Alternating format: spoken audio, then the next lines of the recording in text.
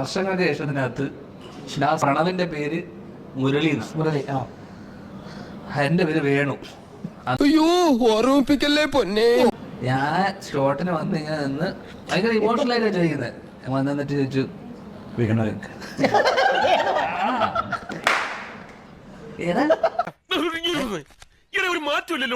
അത് daily exercise ചെയ്യുന്നുണ്ടോ? ഞാൻ പോവാ. വിഷമിക്കാതിരിക്കും. ഇതിലും വലുത് ഏതാണ്ട് വരായിരുന്നു. ഇങ്ങനെ തീർന്നെന്ന് കരുതിയാ മതി.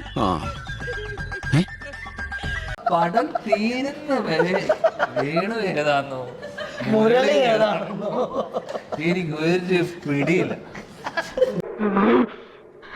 സന്തോഷായി, നല്ല സന്തോഷായി. ഇവന്റെ കോമഡി കണ്ട ചിരിച്ച് പൊങ്കാലായിട്ട് അടിച്ചു കൊല്ലാൻ തോന്നുന്നു. എന്തിന് അത് പോട്ടെ. ഒരു സീനില് ഞാൻ അപ്പുവിനോട് പറയും, ഞാൻ ഓക്കെ ഞാനിങ്ങനെ ഇരിക്കും. ഞാൻ അപ്പുവിനോട് വേണ്ടോ എന്താ മുരളി, അവൻ തിരിച്ചെന്നോട് എന്താ അവന് ഒരു ഐഡിയ ഇല്ല.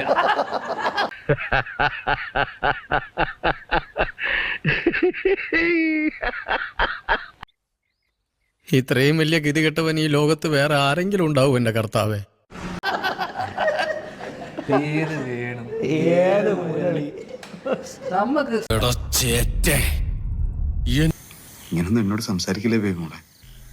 എന്തെങ്കിലും പറ്റിയ എല്ലാരും എന്നോട് ചോദിക്കത്തുള്ളൂ. അതിനിടയിൽ ഒരു വിസ്മയമാണ്. വിസ്മയം തന്നെയാണ്. അത്രേ ഉള്ളൂ. അതെ അതെ, നിങ്ങൾ തന്നെയാണ് വീണ്ടും കൊളാബറേറ്റ്.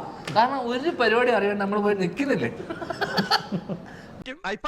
അല്ലെങ്കിൽ പിള്ളേച്ചൻ നുണ പറയുന്നതായിരിക്കും. ഒരേ ലുക്ക് വെച്ചിട്ട് വർഷങ്ങളായിട്ട് ഒരു ചേഞ്ചും ഇല്ലാതെ ഒരേ അഭിനയം കൊണ്ട് എത്രയോ നിനക്ക് എങ്ങനെ സാധിക്കുന്നു? എനിക്ക് ഒരൊത്തും പിടിയും കിട്ടുന്നില്ല നിന്റെ കാര്യം. ഞായറാഴ്ച രണ്ടാഴ്ച വരില്ലേ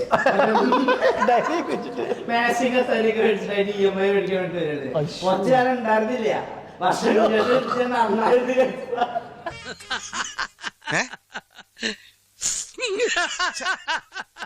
ട്രോളുകൾ സ്വാഭാവികമാണ് അല്ലേ? അതെ. ആ സിനിമയെ സംബന്ധിച്ചിടത്തോളം നമ്മൾ ചർച്ച ചെയ്ത വിഷയമാണ്. അതെ, സ്വാഭാവിക. കണ്ണീര് തുടച്ചിട്ട് കുറച്ചുകൂടി വിശ്വസിക്കാൻ തോന്നുന്നു. പുള്ളി അത് പ്രതീക്ഷിച്ചിട്ടുണ്ടാവും. പ്രതീക്ഷിച്ച പോലെ ട്രോളുകൾ വന്നു. അതിൽ നമ്മൾ കൃതാർത്ഥരാണ്. അത്രേ ഉള്ളൂ. കാരണം അപ്പോ ഞാനങ്ങോട്ട് ഞാൻ പോകുന്നു. Bye bye.